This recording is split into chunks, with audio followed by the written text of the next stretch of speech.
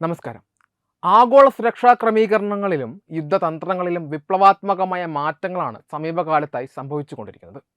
ഇതിൽ ഏറ്റവും നിർണായകമായത് ഭൂമിയിൽ നിന്നുള്ള പോരാട്ടങ്ങൾ ബഹിരാകാശത്തേക്ക് കൂടി വ്യാപിച്ചിരിക്കുന്നു എന്നതാണ്.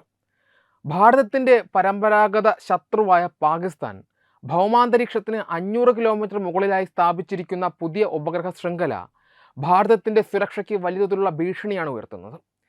പാകിസ്ഥാൻ്റെ ഭൗമ നിരീക്ഷണ ഉപഗ്രഹമായ PRSE-E03 അതിൻ്റെ സവിശേഷമായ ഭ്രമണപഥം കാരണം കടുത്ത ആശങ്കകൾക്ക് വഴിവെക്കുന്നുണ്ടെന്ന് അമേരിക്കൻ അധിഷ്ഠിത ബഹിരാകാശ നിരീക്ഷണ ഏജൻസിയായ കോസ്പോക്ക് വെളിപ്പെടുത്തിയിട്ടുണ്ട്. സാധാരണയായി ഇത്തരം ഒപ്റ്റിക്കൽ ഇമേജറി ഉപഗ്രഹങ്ങൾ ധ്രുവീയ ഭ്രമണപഥങ്ങളിലാണ് സ്ഥാപിക്കാറുള്ളത് എങ്കിലും പാകിസ്ഥാൻ്റെ ഈ പുതിയ ഉപഗ്രഹം 38 ഡിഗ്രി ചരിവുള്ള സവിശേഷമൊരു ഭ്രമണപഥത്തിലാണ് നിലകൊള്ളുന്നത്. ആഗോളതലത്തിലുള്ള നിരീക്ഷണം ഒഴിവാക്കിക്കൊണ്ട് പാകിസ്ഥാൻ, ജമ്മു കാശ്മീർ കൂടാതെ ഇന്ത്യയുടെ ഭൂരിഭാഗം പ്രദേശങ്ങളും കൃത്യമായ ഇടവേളകൾ നിരീക്ഷിക്കുക എന്ന ലക്ഷ്യത്തോടെയാണ് ഈ ഭ്രമണപഥം രൂപകൽപ്പന ചെയ്തിരിക്കുന്നത് പോലും. ഇത് ഇന്ത്യയുടെ സൈനിക നീക്കങ്ങളെയും തന്ത്രപ്രധാനമായ അടിസ്ഥാന സൗകര്യങ്ങളെയും തത്സമയം നിരീക്ഷിക്കാൻ പാകിസ്ഥാനെ പ്രാപ്തമാക്കും. ഇന്ത്യൻ മഹാസമുദ്ര മേഖലയിലും ഇന്ത്യൻ ഉപഭൂഖണ്ഡത്തിലും പാകിസ്ഥാൻ തങ്ങളുടെ ഉപഗ്രഹ ശൃംഖല ശക്തമാക്കിയിട്ടുണ്ടെന്നാണ് പ്രമുഖ മാധ്യമമായ ദ പ്രിന്റ് നടത്തിയ അന്വേഷണത്തിൽ വ്യക്തമായത്. നിലവിൽ ഇന്ത്യയെയും ബംഗാൾ ഉൾക്കടലിനെയും അറബിക്കടലിനെയും ഈ ഉപഗ്രഹങ്ങൾ ഓരോ 2 ദിവസത്തിലും കുറഞ്ഞത് 2 തവണയെങ്കിലും പൂർണ്ണമായും മാപ്പ് ചെയ്യുന്നുണ്ട്. ഓപ്പൺ സോഴ്സ് ഉപഗ്രഹ നിരീക്ഷണ പ്ലാറ്റ്ഫോമുകൾ പരിശോധിക്കുമ്പോൾ പാകിസ്ഥാൻ്റെ ലോ എർത്ത് ഓർബിറ്റ് ഉപഗ്രഹങ്ങൾ ഇന്ത്യക്ക് മുകളിലൂടെ നിരന്തരം സഞ്ചരിച്ചുകൊണ്ട് തത്സമയ വിവരങ്ങൾ ശേഖരിക്കുന്നുണ്ടെന്ന് വ്യക്തമാകും. ഇന്ത്യയുമായി അതിർത്തി പങ്കിടുന്ന രാജ്യമെന്ന നിലയിൽ സ്വാഭാവികമായ നിരീക്ഷണത്തിനുമപ്പുറം ബോധപൂർവം ഇന്ത്യയുടെ തെക്കേയറ്റം മുതൽ വടക്കേയറ്റം വരെയുള്ള പ്രദേശങ്ങൾ പകൽ സമയത്ത് പൂർണ്ണമായി ചിത്രീകരിക്കാൻ തക്കവണ്ണമാണ് PRSE-E03 ക്രമീകരിച്ചിരിക്കുന്നത്. പാകിസ്ഥാന്റെ space and upper atmosphere research commission വികസിപ്പിച്ചെടുത്ത 6 ഉപഗ്രഹങ്ങളും ചൈനയുമായി ചേർന്ന് വികസിപ്പിച്ച PRS-1 അടങ്ങുന്ന 7 ഉപഗ്രഹങ്ങളുടെ കൂട്ടായ്മയാണ് ഇന്ത്യക്ക് മുകളിൽ നിരീക്ഷണ വലയം തീർത്തിരിക്കുന്നത്. സാധാരണയായി ഭൗമനിരീക്ഷണ ഉപഗ്രഹങ്ങൾ സൂര്യ സമകാലിക ഭ്രമണപഥങ്ങളിലാണ് സഞ്ചരിക്കാറുള്ളത്. ഇത് ഒരേ പ്രദേശത്തിൻ്റെ മുകളിലൂടെ ഒരേ പ്രാദേശിക സമയത്ത് കടന്നു പോകാൻ ഉപഗ്രഹങ്ങളെ സഹായിക്കും. തന്മൂലം കൃത്യമായ വെളിച്ചത്തിൽ ചിത്രം ലഭിക്കുകയും മാറ്റങ്ങൾ എളുപ്പത്തിൽ തിരിച്ചറിയാൻ സാധിക്കുകയും ചെയ്യും. എന്നാൽ പാകിസ്ഥാൻ്റെ E03 ഉപഗ്രഹം വ്യത്യസ്തമായ 38 ഡിഗ്രി ചരിവുള്ള ഭ്രമണപഥത്തിൽ സഞ്ചരിക്കുന്നതിനാൽ മറ്റ് സൂര്യ സമകാലിക ഉപഗ്രഹങ്ങൾ കടന്നുപോയി 1 മണിക്കൂറിന് ശേഷം ഇത് ദക്ഷിണേന്ത്യക്ക് മുകളിലൂടെയും ഇന്ത്യൻ മഹാസമുദ്രത്തിന് മുകളിലൂടെയും പടിഞ്ഞാറ് കിഴക്ക് ദിശയിലാണ് സഞ്ചരിക്കുന്നത്. ഇത് പരമ്പരാഗത വടക്ക് തെക്ക് സഞ്ചാരപഥത്തിൽ നിന്ന് വ്യത്യസ്തമായി പുതിയ കോണുകളിൽ നിന്നുള്ള ദൃശ്യങ്ങൾ നൽകാൻ സഹായിക്കും.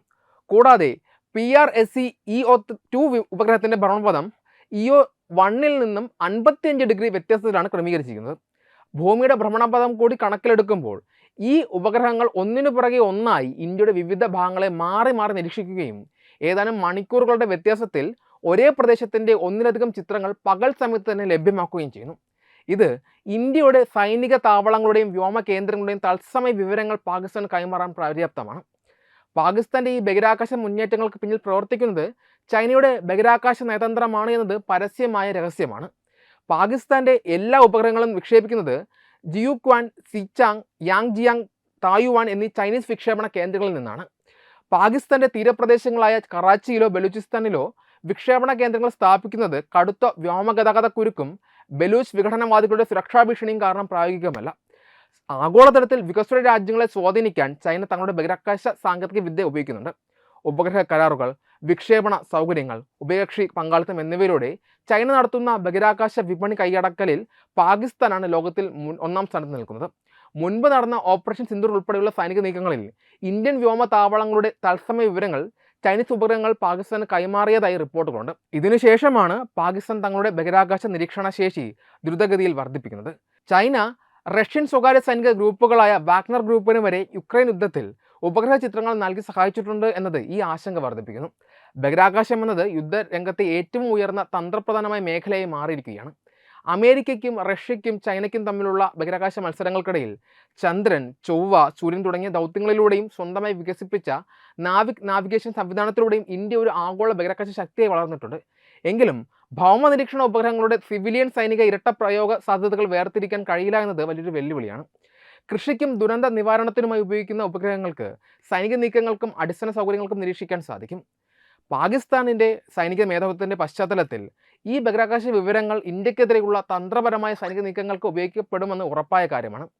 സ്പേസ് അധിഷ്ഠിത ഇൻ്റലിജൻസ്, സർവൈലൻസ്, റെക്കഗ്നൈസൻസ് സാങ്കേതിക വിദ്യകൾ പരമ്പരാഗതമായ രഹസ്യാന്വേഷണ രീതികളെ പൂർണ്ണമായും മാറ്റിമറിച്ചിരിക്കുന്നു.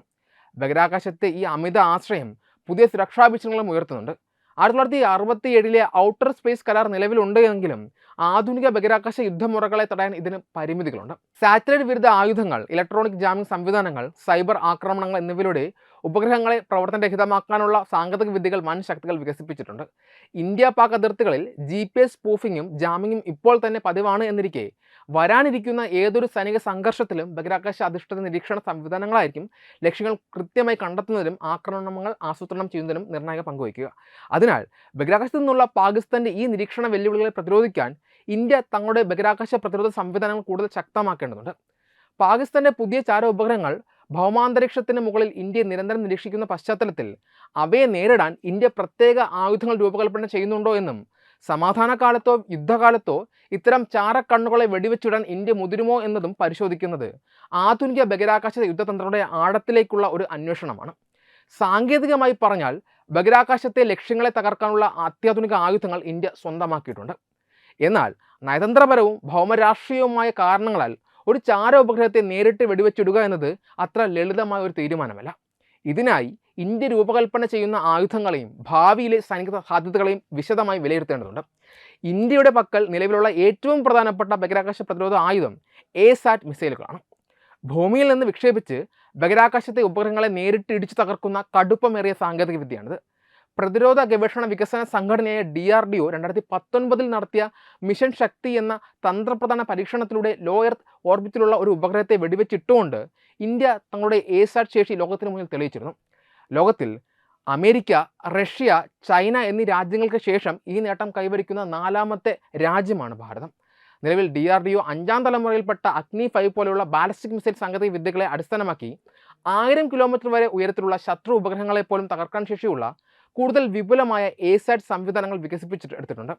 അതിനാൽ 500 കിലോമീറ്റർ ഉയരത്തിൽ പറക്കുന്ന പാകിസ്ഥാന്റെ പുതിയ PRSE-EO3 ഉപഗ്രഹത്തെ ഭൗതികമായി തകർക്കാൻ ഇന്ത്യക്ക് പൂർണ്ണമായ ശേഷിയുണ്ട്. എന്നാൽ സമാധാന കാലത്ത് പാകിസ്ഥാന്റെയോ മറ്റേതെങ്കിലും രാജ്യത്തിൻ്റെയോ ചാര ഉപഗ്രഹത്തെ ഇന്ത്യ നേരിട്ട് മിസൈൽ അയച്ച് വെടിവെച്ചിടാനുള്ള സാധ്യത വളരെ കുറവാണ്. ഇതിന് ഏറ്റവും പ്രധാനപ്പെട്ട കാരണം ബഹിരാകാശ അവശിഷ്ടങ്ങൾ സൃഷ്ടിക്കുന്ന സുരക്ഷാ ഭീഷണിയാണ്. ഒരു ഉപഗ്രഹം മിസൈൽ കൊണ്ട് തകരുമ്പോൾ അത് ആയിരക്കണക്കിന് ചെറിയ കഷ്ണങ്ങളായി മാറി ഭൗമപഥത്തിൽ അതിവേഗം കറങ്ങാൻ തുടങ്ങും. ഈ അവശിഷ്ടങ്ങൾ അന്താരാഷ്ട്ര ബഹിരാകാശ നിലയത്തിനും ഇന്ത്യയുടെ സ്വന്തം ആശയവിനിമയ കാലാവസ്ഥാ ഉപഗ്രഹങ്ങൾക്കും വലിയ അപകടമുണ്ടാക്കും. 2030 ബഹിരാകാശത്ത് 0 അവശിഷ്ടങ്ങൾ മാത്രം സൃഷ്ടിക്കുക എന്ന ലക്ഷ്യത്തോടെ ഇന്ത്യ പ്രഖ്യാപിച്ച ഡെബ്രി ഫ്രീ സ്പേസ് മിഷൻ പോലെയുള്ള സുസ്ഥിര നയങ്ങൾക്കിത് വിരുദ്ധമാണ്. കൂടാതെ സമാധാന കാലത്ത് മറ്റൊരു രാജ്യത്തിൻ്റെ ഉപഗ്രഹം തകർക്കുന്നത് ഒരു നേരിട്ടുള്ള യുദ്ധപ്രഖ്യാപനമായി അന്താരാഷ്ട്ര സമൂഹം കണക്കാക്കും. ഇത് കടുത്ത സാമ്പത്തിക നയതന്ത്ര ഉപരോധങ്ങൾ ക്ഷണിച്ചു വരുത്തുകയും ചൈനയെ പോലെയുള്ള രാജ്യങ്ങൾ പാകിസ്ഥാന് അനുകൂലമായി ഇന്ത്യയുടെ ഉപഗ്രഹങ്ങൾക്ക് നേരെ തിരിച്ചടിക്കാൻ പ്രേരിപ്പിക്കുകയും ചെയ്യും. ഈ സാഹചര്യത്തിലാണ് നേരിട്ട് വെടിവെച്ചിടുന്നതിന് പകരം ശത്രു ഉപഗ്രഹങ്ങളെ നിഷ്പ്രഭമാക്കാൻ ഇന്ത്യ പുതിയ തലമുറയിലുള്ള നോൺ കൈനറ്റിക് അഥവാ ഭൗതികമായി തകർക്കാത്ത ആയുധങ്ങൾ രൂപകൽപ്പന ചെയ്യുന്നത്. ഇതിൽ ഏറ്റവും പ്രധാനപ്പെട്ടതാണ് DRDO വികസിപ്പിച്ചുകൊണ്ടിരിക്കുന്ന ഡയറക്റ്റഡ് എനർജി വെപ്പൺസ് അഥവാ ലേസർ ആയുധങ്ങൾ. അടുത്തിടെ ഇന്ത്യ വിജയകരമായി പരീക്ഷിച്ച സഹസ്ര ശക്തി എന്ന 30 കിലോവാട്ട് ലേസർ സംവിധാനവും അതിനെ തുടർന്ന് വികസിപ്പിച്ചു വരുന്ന 300 കിലോവാട്ട് ശേഷിയുള്ള ഉയർന്ന ലേസർ ആയുധങ്ങളും ഇതിൻ്റെ ഉദാഹരണങ്ങളാണ്. ഈ ലേസർ രശ്മികൾ ഉപയോഗിച്ച് ഭൂമിയിൽ നിന്ന് തന്നെ ചാര ഉപഗ്രഹങ്ങളുടെ ഒപ്റ്റിക്കൽ സെൻസറുകളിലേക്കും ക്യാമറകളിലേക്കും ശക്തമായ പ്രകാശം കേന്ദ്രീകരിച്ച് അവയെ താൽക്കാലികമായോ സ്ഥിരമായോ അന്ധമാക്കുവാൻ ഇന്ത്യക്ക് സാധിക്കും. ഉപഗ്രഹം തകരാത്തതിനാൽ ബഹിരാകാശ അവശിഷ്ടങ്ങൾ ഉണ്ടാകുകയുമില്ല. എന്നാൽ ഇന്ത്യയുടെ തന്ത്രപ്രധാനമായ ഭൂപ്രദേശങ്ങളുടെ ചിത്രങ്ങൾ പകർത്താൻ അതിന് സാധിക്കുകയുമില്ല. കൂടാതെ ബഹിരാകാശ യുദ്ധമുഖത്ത് കൂടുതൽ ഫലപ്രദമായ പ്രതിരോധത്തിനായി ഇന്ത്യ തങ്ങളുടെ സൈനിക സിദ്ധാന്തങ്ങൾ പരിഷ്കരിക്കുകയും ഡിഫൻസ് സ്പേസ് ഏജൻസിയെ കൂടുതൽ ശക്തിപ്പെടുത്തുകയും ചെയ്തിട്ടുണ്ട്. ബഹിരാകാശത്ത് ശത്രു ഉപഗ്രഹങ്ങളുടെ ചലനങ്ങൾ തൊട്ടടുത്ത് ചെന്ന് നിരീക്ഷിക്കാനും തടസ്സപ്പെടുത്താനും സഹായിക്കുന്ന കോ ഓർബിറ്റൽ ബോഡിഗാർഡ് ഉപഗ്രഹങ്ങൾ വികസിപ്പിക്കുന്നതിൽ ഇന്ത്യ ഇപ്പോൾ ശ്രദ്ധ കേന്ദ്രീകരിക്കുന്നുണ്ട്. കൂടാതെ 2025 ഇന്ത്യ വിജയകരമായി പൂർത്തിയാക്കിയ സ്പെയ്ഡെക്സ് മിഷനിലൂടെ ബഹിരാകാശത്ത് ഉപഗ്രഹങ്ങൾ സ്വയം നിയന്ത്രിതമായി പരസ്പരം അടുക്കുന്നതിനും ഡോക്ക് ചെയ്യുന്നതിനുമുള്ള സാങ്കേതിക വിദ്യ ഇന്ത്യ തെളിയിച്ചു കഴിഞ്ഞു. ശത്രു ഉപഗ്രഹങ്ങളുടെ പ്രവർത്തനങ്ങളെ ഇലക്ട്രോണിക് ജാമിങ്ങിലൂടെയോ സൈബർ ആക്രമണങ്ങളിലൂടെയോ തടസ്സപ്പെടുത്താൻ ഈ സാങ്കേതിക വിദ്യ ഭാവിയിൽ ഉപയോഗിക്കാം. ഉപഗ്രഹം വരുന്ന കൃത്യമായ സമയം മുൻകൂട്ടി പ്രവചിക്കുന്ന ISROയുടെ നേത്ര പ്രോജക്റ്റ് ഉപയോഗിച്ച് ചാരക്കണ്ണുകൾ മുകളിലെത്തുമ്പോൾ തന്ത്രപ്രധാന നീക്കങ്ങൾ മറച്ചുവെക്കാനും ഇന്ത്യക്ക് സാധിക്കും. ചുരുക്കത്തിൽ പാകിസ്ഥാന്റെ ഈ പുതിയ ചാര ഉപഗ്രഹത്തെ കേവലം വെടിവെച്ചിടുന്നതിനേക്കാൾ വലിയ തന്ത്രപരമായ പദ്ധതികളാണ് ഇന്ത്യ ആവിഷ്കരിക്കുന്നത്. ഇന്ത്യയും പാകിസ്ഥാനും തമ്മിൽ ഭാവിയിൽ ഒരു പൂർണ്ണമായ യുദ്ധമുണ്ടാക്കുന്ന സാഹചര്യത്തിൽ മാത്രമേ എയർസാറ്റ് മിസൈലുകൾ ഉപയോഗിച്ച് ഇത്തരം ഉപഗ്രഹങ്ങളെ വെടിവെച്ചിടാൻ ഇന്ത്യ മുദ്രകയുള്ളൂ. സമാധാന കാലത്ത് ലേസർ അധിഷ്ഠിത സാങ്കേതിക വിദ്യകൾ, അത്യാധുനിക ജാമിംഗ് സംവിധാനങ്ങൾ, കോ ഓർബിറ്റൽ നിരീക്ഷണങ്ങൾ എന്നിവയിലൂടെ പാകിസ്ഥാന്റെയും ചൈനയുടെയും ബഹിരാകാശ ചാരക്കണ്ണുകളെ അന്ധമാക്കാനും ഇന്ത്യയുടെ സുരക്ഷ ഉറപ്പാക്കാനുമാണ് രാജ്യം ഇപ്പോൾ മുൻഗണന നൽകുന്നത്. Web desk Tatwamayi news. HIV അണുബാധ സന്തോഷപൂർണമായ ഒരു ജീവിതത്തിന് തടസ്സമല്ല. HIV അണുബാധയ്ക്ക് ഫലപ്രദമായ ചികിത്സ ഇന്ന് ലഭ്യമാണ്. ഇതിന് യഥാസമയം അണുബാധ കണ്ടെത്തുന്നതും കാലേക്കൂട്ടി ചികിത്സ നടത്തേണ്ടതും അത്യാവശ്യമാണ്. സൗജന്യമായ ചികിത്സയും മാർഗനിർദ്ദേശങ്ങളും സർക്കാർ ആശുപത്രികളിലെ ART അഥവാ ഉഷസ് കേന്ദ്രങ്ങളിൽ ലഭ്യമാണ്. ആരോഗ്യ സംരക്ഷണം ഓരോരുത്തരുടെയും ഉത്തരവാദിത്തമാണ്.